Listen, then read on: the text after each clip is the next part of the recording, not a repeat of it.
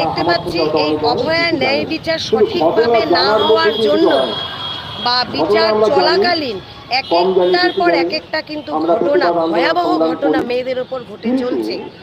তো আমরা আর দেখতে পাচ্ছি না যে আমাদের এই পশ্চিমবঙ্গে আর কিছু ভালো দিক রয়েছে, সবটাই নির্লজ্জ খোলসের মতন উপড়ে আসছে এবং আমরা সাধারণ মানুষ খুব উদ্বেগ এবং দুঃখজনক অবস্থায় রয়েছে।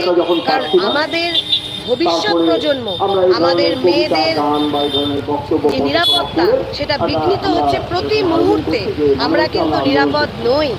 সেই নিরাপদ জায়গাটা ফিরে পাওয়ার জন্য এবং মেয়েরা যাতে বা ছাত্ররা যাতে তাদের শিক্ষা প্রতিষ্ঠানে সুস্থ এবং স্বাভাবিক জীবনযাপনে পড়াশোনা করতে পারে, তার জন্য আমরা আন্দোলন করছি।